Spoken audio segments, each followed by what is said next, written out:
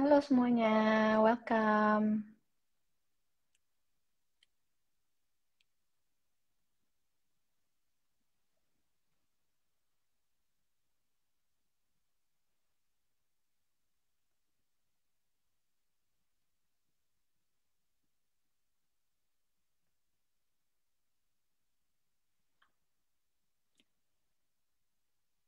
Halo, halo.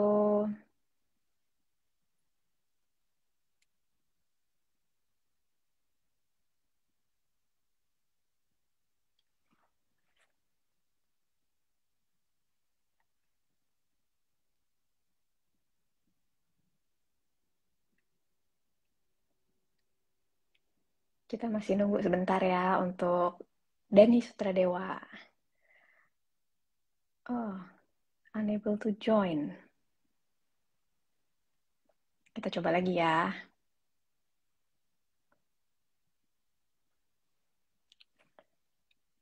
Oke, sambil kita nunggu Bro Dani nih sampai masuk ke ruangan ini, welcome dulu ya, welcome semuanya. Thank you for tuning in today.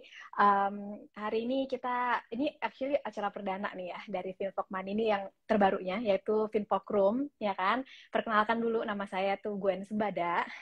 Ya, jadi setiap hari Rabu 2 minggu sekali kita akan bahas nih ya topik-topik yang menarik yang nggak jauh-jauh dari dunia finance gitu ya, startup, growth hacking gitu ya, dan masih banyak yang lainnya yang bakal seru-seru juga gitu. Nah, untuk Finvok pertama ini ya, kita tuh akan bahas seperti judulnya ya kan, tren IPO dunia startup. Nah, ini Bro Daninya udah join nih.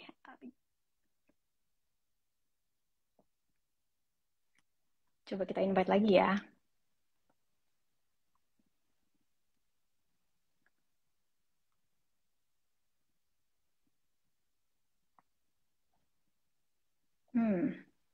Masih unable to join.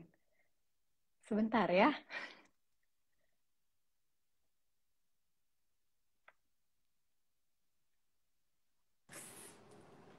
Nah, ini dia. Halo Bro Halo, Denny. bentar. Oke, Halo, nggak iya. apa-apa. Ya, jadi tadi kalau gitu aku masih say hi-hi Yes. dulu lah ya sama teman-teman yang udah tune in di sini ya. Jadi seperti yang tadi saya bilang ya kan, hari ini ke Finfolk Room pertama ini kita akan bahas nih ya tentang tren IPO dunia startup ya, gitu kan. Nah, jadi tren IPO di 2022 tuh gimana sih? Iya, Terutama nih untuk investor pemula nih ya kan, untuk yang jadi apakah masih ada peluang untuk mereka nih invest juga gitu di company-company startup yang IPO ini. Nah, jadi welcome ya Bro Denny to Finfolk Room. Ini kita perdana nih ya dari iya. baru ya dari Finfolk Hai Money. Gwen, iya. Nah, Salam kenal ya. nah, iya. Nah, jadi kita ngobrol-ngobrol dulu aja kali ya. Jadi mencarikan suasana nih gitu. Nah, untuk teman-teman yang belum tahu nih ya kalau Bro Yes. Denny Sutradewa ini adalah co-founder dan managing WiFi partner dari. internet aku bagus nggak sih? Mau ngecek dulu sebentar ya. Iya, sekarang sih so Suara far aku so good. kedengeran nggak internetnya? Kedengeran. Masih Oke, aman. aman. Karena Iya. lagi hujan. Mudah-mudahan internetnya bagus nih. Amin, kita Iya. doakan. Jadi teman-teman semua juga bisa dengar enak ya. Nanti kalau Yes. misalnya sampai ada trouble di connectionnya nanti gue akan kasih tahu. Oke, Oke. nah jadi tadi seperti yang gue lanjutin dulu ya. Tadi ini kan kita lagi Yes. kenalin dulu nih ya, Bro Denny. Ini Hmm, adalah seorang co-founder ya dan managing partner dari Salt Venture ya kan. Nah, iya. Salt Venture ini tuh sebuah venture capital ya yang telah mendanai 20 startup nih gitu kan selama 2 tahun terakhir ya, contohnya seperti ada Iya. Hungry, ada Dr. Soap, ada Amazara ya, dan masih banyak lainnya ya gitu. Oke, nah jadi kita ngobrol sedikit ya, gimana sih kalau dari Bro Denny ini nih ya perjalanan karirnya nih bisa jadi seorang venture capitalist tuh gimana nih? Boleh cerita dulu nggak untuk teman-teman di sini? Oke. Iya. Mungkin aku cerita sedikit buat teman-teman yang baru pertama kali dengar, aku pertama kali kenal gitu ya. Awalnya aku mulai karir itu sebagai aku kerja di salah satu Big Four accounting firm sebagai advisory menangani corporate action dari perusahaan-perusahaan. Jadi misalkan perusahaan mau melakukan merger, acquisition gitu ya, kemudian memvalue perusahaannya gitu. Nah, itu aku mulai bantu di sana. Kemudian setelah itu setelah keluar dari kerjaan itu, bentuk satu firma advisory sendiri, ya bareng-bareng waktu itu dengan ayah saya yang kebetulan udah pensiun ya. Jadi bareng-bareng bentuk satu firma advisory, dan kebetulan firma advisory-nya itu melakukan service-service atau jasa-jasa untuk corporate action juga. Jadi misalkan ada satu perusahaan dia mau prepare untuk IPO, nah kita bantu IPO preparation-nya. Bagaimana IPO-nya itu bisa successful gitu ya. Kemudian misalkan ada perusahaan yang dia mau mengakuisisi perusahaan lainnya gitu ya. Nah, itu kita bantu prosesnya, karena proses akuisisi satu perusahaan untuk mencaplok perusahaan lain itu tidak mudah. Itu merupakan satu proses yang cukup kompleks, karena bersangkutan dengan accounting, bersangkutan dengan perpajakan, bersangkutan juga dengan legalitas. Ya, jadi itu butuh advisor. Nah, perusahaan-perusahaan itu dia meng-engage lah perusahaan advisory saya. Kemudian karena memang udah background-nya keuangan selama 10-11 tahun terakhir ini, dan memang selalu ada impian untuk membentuk satu venture capital atau private equity dari awal. Nah, kemudian nggak lama dari sana saya udah teman lama sama Bong Chandra, dan di situ kita sering ketemu. Saya sering sharing tentang di dunia finance gitu ya, ngapain aja dan lain sebagainya. Akhirnya satu waktu kita ketemu antara saya, Bong Chandra sama Andika Suroputra. Waktu itu kita lagi fitness bareng. Memang udah temenan aja, kita sering ngumpul fitness bareng, sering ngobrol-ngobrol tentang kerjaan kita gitu ya. Akhirnya ketemulah satu titik di mana okay, let's start a venture capital firm together gitu. Dan akhirnya dari sana saya ajak satu teman saya juga namanya Vincentius Prasetyo. Kita berempat bertemu dan decided untuk membuat Salt Ventures yang memang sekarang kurang lebih sudah 3 tahun berjalan dan sudah invest di kurang lebih sekitar 20 companies. Ya ada macam-macam ya, ada tadi udah disebutin sama Gwen juga beberapa company yang sudah kita invest gitu. Wah, jadi ini emang pas banget ya emang untuk hari ini ya, untuk topik hari ini emang kita lagi ngobrol sama expertnya nih, emang karena emang dunianya tuh selama ini udah di situ gitu ya. Oke deh, sekarang kita geser sedikit nih ya ke startup nih. Kan selama 2021 nih kemarin ya, justru selama pandemi ini kan dunia startup malah kayak istilahnya rising banget gitu kan. Makin baik, makin heboh gitu ya. Nah, jadi kalau misalnya kayak aku sendiri suka baca misalnya headline gitu, ngeliat headline dari berita gitu ya, nanti misalnya si startup yang ini ntar dia secure dana sekian, terus nanti startup yang sana gitu dapat dana series A, B, C gitu kan ya.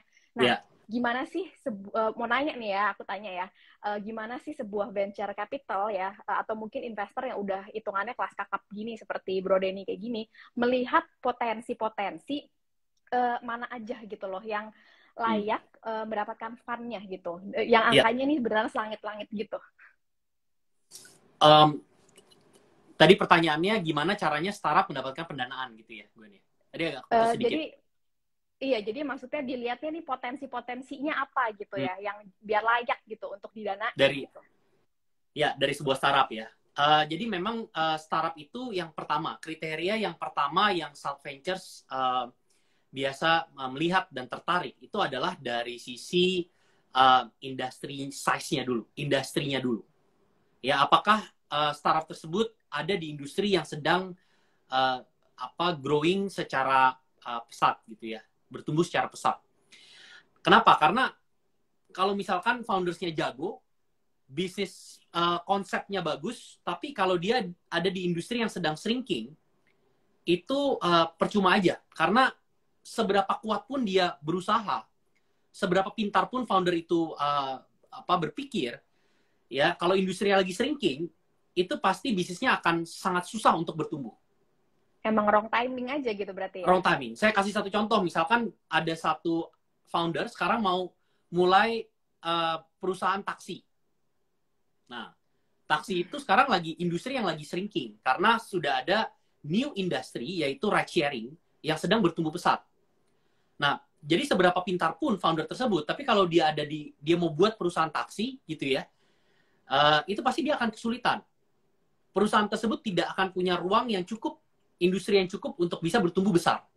Nah, tapi kalau dia dulu misalkan 10 tahun yang lalu dia memulai industri perusahaan di industri ride sharing yang dimana waktu itu industri ride sharing masih baru, ya itu menjadi satu potensi yang sangat bagus karena industri ride sharing ini dia akan bisa dalam tanda kutip memakan industri taksi yang sudah besar pada zaman itu gitu. Nah itu pertama adalah dari sisi industrinya dulu karena industri itu menjadi satu wadah di mana perusahaan itu bisa bertumbuh sampai sebesar apa gitu ya. Nah kemudian yang kedua itu adalah dari foundersnya. Ya industrinya sudah besar, cuman industri yang besar itu biasanya pemainnya juga banyak. Biasanya competition-nya itu juga tough, apalagi industri itu entry barrier-nya cukup rendah. Ya. Yeah. Salah satu contohnya misalkan one of the reasons kita masuk ke Hengri itu karena foundernya itu very brilliant, yaitu Bram, kemudian ada juga Andreas Resa. Nah, Bram dan Andreas Resa, dia pernah membangun sebuah startup dan very successful dan sudah berhasil exit, yaitu Taralight, dia berhasil jual ke OVO. Kemudian dia mulai bentuk lagi satu startup ya namanya Hengri, dan memang kita lihat dari pertumbuhannya sangat-sangat pesat ya. Dia ada di industri yang cukup tough dan highly kompetitif, yaitu F&B. F&B itu kan entry barrier sangat rendah, siapapun bisa masuk ke dalam industri F&B. Tapi within that industry ya karena brilliantnya the foundersnya ya, dia membuat satu konsep tersendiri. Jadi dia membuat satu kolam tersendiri di kolam yang besar, yaitu multi-brand restaurants ya, multi-brand virtual restaurants. Jadi di mana ada satu tempat tersebut ada 5 brand dan 5 brand itu punya Hengri semua. Terus kemudian dibuka titik lagi di tempat lain, titik tersebut ada 5 brand itu punya Hengri semua. Total sekarang dia kurang lebih ada hampir 60 titik. Di mana titik tersebut, setiap titik itu ada 5 brand. Dalam tanda kutip itu 5 restoran sebetulnya. Ya, jadi titik-titik tersebut dia anggap sebagai infrastrukturnya. Ya, infrastrukturnya. Yeah. Nah, infrastruktur yang dia bangun, sekarang kan ada 60 titik. Nah, jadi setiap kali ada potensial, misalkan dia berpikir, dia habis fundraising, dan dia melihat bahwa pizza ini, misalkan pizza gitu ya, atau bakmi gitu ya, ada satu brand bakmi yang memang terkenal banget, tapi baru terkenal lokal skalanya. Nah, brand bakmi yang skala lokal ini bisa aja diakuisisi oleh Hengri, kemudian langsung disebar dalam waktu, mungkin kurun waktu 1-2 hari, brand bakmi yang tadinya mungkin cuma ada satu cabang, ketika diakuisisi oleh Hengri, dia langsung disebar bisa ke 60 titik yang Hengri itu telah bentuk, infrastruktur yang dibentuk oleh Hengri. Nah, itu kan satu bisnis model, atau konsep yang menarik ya. Nah, that is why Hengri successfully secure beberapa waktu lalu itu 188 miliar dari investor-investor global ya, salah satunya adalah South Ventures. Jadi makanya itu salah satu kriteria yang cukup penting ya dari sebuah venture capital ketika dia menilai sebuah startup. Jadi pertama industri, founder, dan juga business model. Wow, ya ini benar ya. Jadi industrinya apa, foundernya mereka seperti apa, dan obviously business modelnya ya harus bagus juga gitu. Oke. Nah ini thank you banget nih tipsnya. Jadi untuk teman-teman yang kalau misalnya lagi thinking of doing a startup gitu ya, tuh ini udah dikasih ada 3 pro tips. Ya, nah itu ada pro tipsnya gitu. Oke. Nah kita kalau ngebahas soal IPO sendiri nih ya. Kan juga lagi zaman juga nih kan sekarang tiba-tiba startup itu kan berubah menjadi IPO gitu kan ya. Nah seperti misalnya Bukalapak yang Agustus kemarin tuh baru mulai melantai nih di Bursa Efek Indonesia kan. Nah menurut pendapat pribadi dari Bro Denny sendiri nih ya, gimana sih peluang value performance dari startup yang IPO ini, khususnya Bukalapak? Ya, jadi Indonesia itu baru memasuki titik awal, langkah awal di mana ada satu big tech giant, ya, ada satu tech giant di Indonesia yang yang IPO, yaitu Bukalapak. And IPO-nya Bukalapak itu very very successful. IPO-nya Bukalapak. Tapi post IPO-nya itu memang kurang successful. IPO-nya successful karena berhasil mendapatkan dana kurang lebih sekitar 20-an triliun. Ya kan? Dari dana tersebut, dia bisa pakai untuk pengembangan sebetulnya. Cuman yang tidak successful adalah post IPO-nya. Dia mungkin dari sisi kita bisa lihat dari harga ya. Harga Bukalapak pada saat IPO itu 820 rupiah per lembar. Sekarang kurang lebih sekitar 460-470 kalau nggak salah terakhir hari ini. Berarti sudah kurang setengahnya. Nah itu kenapa terjadi seperti itu? Bisa aja ada sebagian early investornya yang memang mereka exitnya di market. Makanya dia jual saham begitu banyak sehingga sahamnya itu turun. Begitu ya. Tapi memang IPO itu merupakan salah satu cara untuk sebuah tech giants itu melanjutkan ke langkah berikutnya. Makanya kalau kita lihat comparisonnya seperti di US market yang sudah develop, ya, capital marketnya sudah cukup develop. Big tech itu roadmap-nya itu ujung-ujungnya pasti mereka akan melakukan IPO. Sebut aja Facebook. Ya, itu udah yang lama-lama ya, Facebook, kemudian Google, kemudian apalagi banyak ya, Uber, kemudian Twitter dan lain sebagainya. Itu mereka pasti pathway-nya, roadmap-nya itu menuju IPO. Nah, Indonesia baru ada satu big tech yang IPO. Nanti KBQ 2022 ya, which is 2-3 bulan lagi dari hari ini. Kemungkinan besar Gotoh akan melantai juga di bursa. Nah, kehadiran Gotoh di bursa saham Indonesia ya di IDX itu memberikan satu warna lagi yang baru ya, sebuah konsep di mana perusahaan yang mungkin masih suffering loss ya, tapi mereka itu berharap prospek potensialnya itu bagus gitu ke depannya, ya. Saya kasih satu contoh, misalkan Amazon. Amazon itu selama belasan tahun, ya, dari dia berdiri, itu dia suffering loss terus selama belasan tahun. Bahkan ketika dia melantai di bursa di US, itu dia juga masih loss making.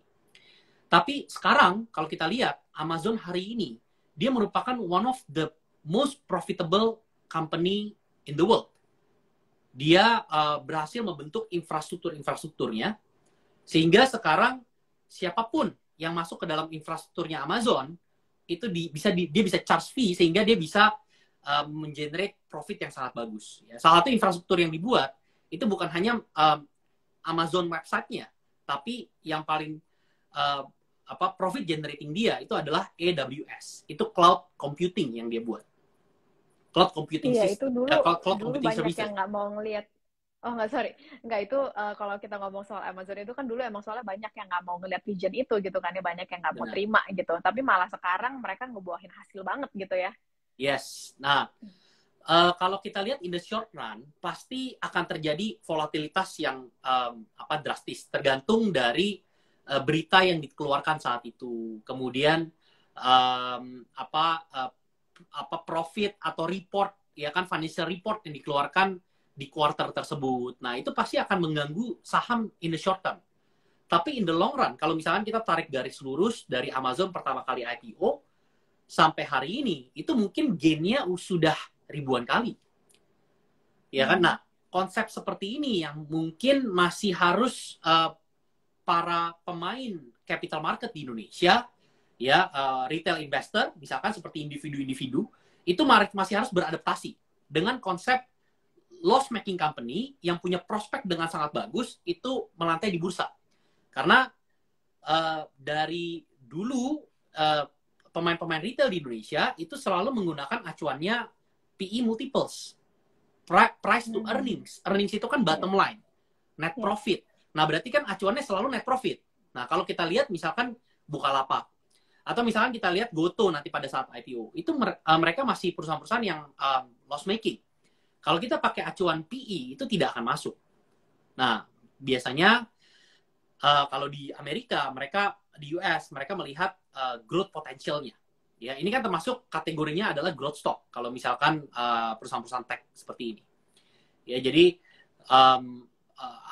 potensi untuk Indonesia ya bisa dibilang tech IPO atau startup yang sudah besar. Kalau sudah besar sebenarnya namanya bukan startup lagi. Jadi nggak bisa dinamakan startup IPO, tapi bisa dinamakan tech ya IPO ya. Karena startup ini biasanya mereka bertumbuh secara pesat karena mereka ada teknologi ya, diinfuse oleh teknologi di dalamnya. Makanya mereka bisa bertumbuh dengan sangat cepat sehingga mereka suatu saat ketika sudah besar banget gitu ya, sudah mencapai status unicorn atau dekakorn, mereka IPO gitu. Jadi ini Indonesia masih memasuki babak baru ya di capital market untuk tech IPO ini. Iya, itu tapi masih berarti potensinya gimana untuk kalau Indonesia sendiri gitu. Jadi masih sangat berpotensi ya, Bro Denny. Sangat Karena berpotensi. kita baru punya satu nih yang benar, baru punya satu. Ini ya. Yes, iya, jadi masih sangat berpotensi karena begini. Jadi yang membuat capital market itu menjadi cantik, menjadi bagus itu kalau ada banyak investor yang mulai participate di sana.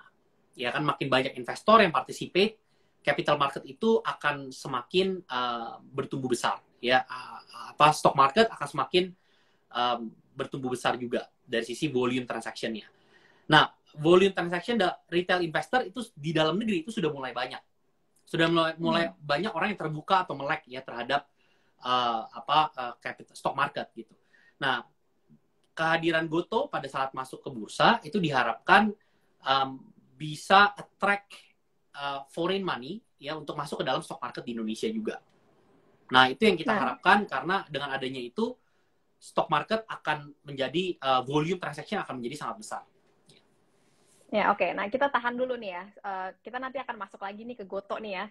Karena kan soalnya masih Goto ini kan lagi rame banget nih gitu kan ya. Masyarakat juga sendiri, maksudnya kita kan tahu yang what happened with si Buka ya. Tapi kan di sini juga kita nggak akan bahas banyak, itu nanti for another topic gitu ya. Nah, tapi kan untuk si Goto ini tuh masyarakat masih optimis nih gitu dengan startup yang ini gitu kan ya.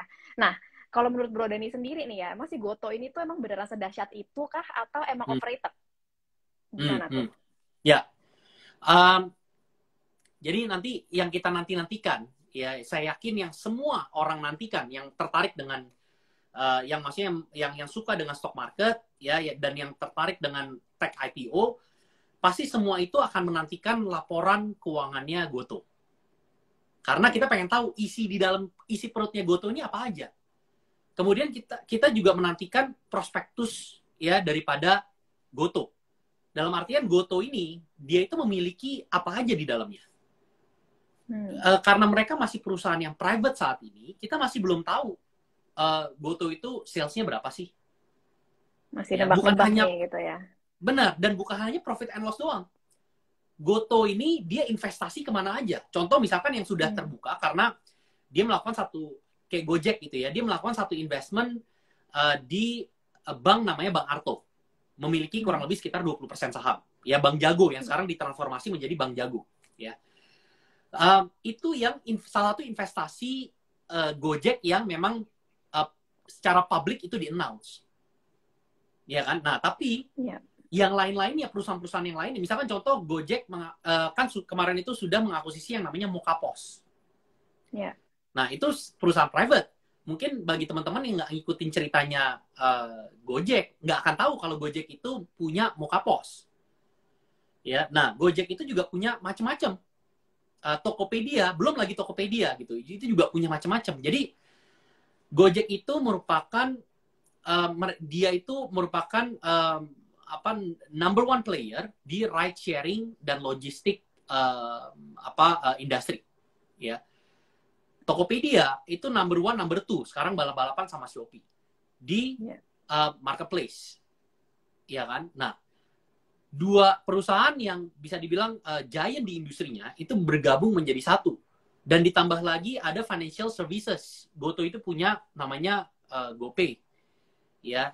Itu one of the largest financial services juga di Indonesia karena penggunanya sangat banyak dan volume transaction di GoPay itu juga sangat banyak.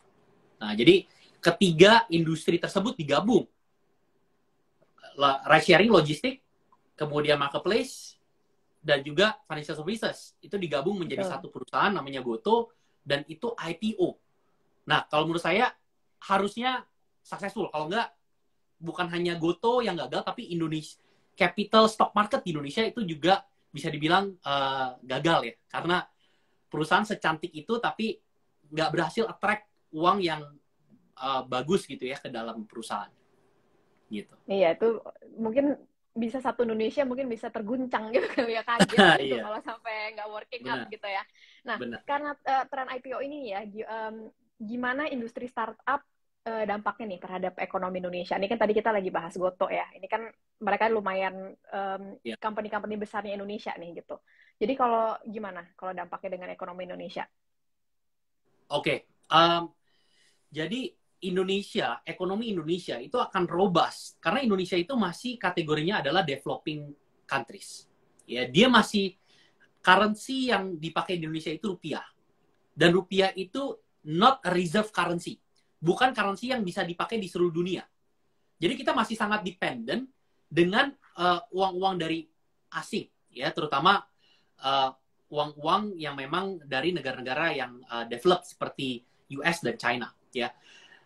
Ekonomi Indonesia itu akan bertumbuh dengan sangat pesat ketika terjadi banyak sekali yang namanya foreign direct investment. Ini pernah terjadi di Indonesia di tahun 2012 sampai 2000, kurang lebih sekitar 2014, ya 2010 sampai 2014. Di mana ekonomi Indonesia di sana bertumbuh dengan sangat cepat, GDP-nya itu bertumbuh hampir naik ya 2 kali lipat, ya waktu tahun 2010 sampai 2014, ya di mana itu terjadi commodity boom waktu pada saat periode tersebut. Nah, kita pengen itu terulang lagi, tapi mungkin bukan commodity boom, bisa aja tech boom atau apapun itu ya. Kita nggak tahu apa yang bisa membuat investor asing berbondong-bondong untuk masuk ke Indonesia, berinvestasi di Indonesia. Nah, ketika itu terjadi, dampaknya ya ekonomi Indonesia akan bertumbuh besar, peredaran uang yang ada di Indonesia itu akan semakin banyak, sehingga akan menginflate semua yang ada di Indonesia ya, aset prices di Indonesia itu akan terinflasi. Ya, jadi bisa dampaknya sangat bagus nih justru ya untuk Indonesia ini kan, untuk ekonomi Indonesia ya. Nah, kita balik lagi ke Goto ya. Nah, ini Bro Denny punya prediksi nggak nih? Untuk tadi kan soalnya kayaknya udah ada yang nanya juga tuh di kolom chat tadi ya kan. Prediksi harga nggak kelihatan jualnya nih kalau berapa? pertanyaannya kayaknya agak ngeheng punya aku ini ya. Cuman nggak apa-apa. Gimana? Iya itu tadi mau nanya itu kan ya, Bro Denny itu tuh punya prediksi nggak untuk harga jualnya si Goto ini nanti untuk sahamnya? Waduh, kalau masalah prediksi kayaknya nggak berani ya, karena saya kan bukan ini ya, bukannya dukun gitu. Cuman saya sih harapan kali ya, harapan mungkin lebih tepat. Saya berharap saham Goto setelah IPO itu akan naik ya, karena animonya kemudian optimisme retail investor terhadap saham Goto itu sangat besar gitu. Jadi banyak orang yang berebut pengen membeli saham dari Goto ya. Kalau misalkan ada kesempatan, misalkan saya tanya Gwen mau beli nggak nih sahamnya Goto, pasti saya yakin mau gitu untuk mengalokasikan sebagian dari portfolio investmentnya untuk beli sahamnya Goto. At least saya ada kepemilikan saham di Goto gitu. Jadi itu tuh kayak apa ya? Kayak Amazon lah. Kita harus ada saham Amazon. Kalau di US investor besar gitu ya, dan retail itu ya kemungkinan mereka pasti ada saham-saham yang big tech itu yang terbesar. Amazon, Apple itu pasti kemungkinan ada ya. Sama halnya dengan di Indonesia sih. Jadi Jadi masih karena ada dong nih. Gimana? Sorry, iya boleh lanjut. ya, jadi karena ini merupakan the largest tech IPO yang ada bisa dibilang ini di Southeast Asia ya, the largest tech IPO di Southeast Asia. Ya mudah-mudahan banyak sekali investor-investor retail maupun investor-investor besar yang memang dia mengalokasikan sebagian daripada investmentnya untuk membeli saham Goto. Nah, ketika banyak yang masuk, otomatis saham Goto pasti akan naik. Nah, jadi masih ada banget nih ya kesempatan ya untuk para pejuang cuan ya untuk terjun ke untuk invest di sana gitu ya. Siapa sih yang nggak mau? Iya, soalnya kan kalau kita berkaca-kaca dari saham buka yang kemarin aja itu kan semuanya berebutan kan ya, gitu sampai PO juga gitu, sampai pre-order juga gitu, sama juga kan. Pada saat IPO-nya. Iya nih, jadi emang lumayan anticipated banget gitu ya. Nah, kalau misalnya untuk selain Goto nih ya, startup apa lagi nih yang bakal mau IPO nih kalau menurut Bro Denny? Yang sudah ada isu-isunya itu GNT, kemudian Traveloka, ya, kemudian ada beberapa unicorn itu sudah siap-siap untuk IPO ya. Sudah siap-siap untuk IPO. Jadi ya saya sempat ada satu tulisan di IG Capital Market Playbook di mana hopefully ya dengan adanya IPO Goto dan diikuti dengan tech IPO ke depannya, Indonesia akan memasuki yang namanya renaissance of stock market yang ada di Indonesia. Jadi ini akan menjadi kebangkitan, mudah-mudahan ya, investor-investor dari Southeast Asia, dari Asia, dari US, dari Europe itu mulai melirik ke Indonesia ya, dan mulai kucurin dananya untuk investasi di stock market di Indonesia. Iya, oke. Nah, kalau menurut Bro Denny nih ya, emang kenapa sih perusahaan startup ini tuh pada kayak istilahnya tuh berlomba-lomba gitu untuk jadi IPO gitu? Apakah ini tuh salah satu exit strategi kayak atau gitu, atau cuma ikut-ikutan tren atau gimana tuh menurut Bro Denny? Ya, jadi IPO itu kan sebetulnya one of the ways untuk melakukan fundraising. Iya kan? Kalau IPO itu perusahaan itu bisa dibilang dia fundraising ke publik.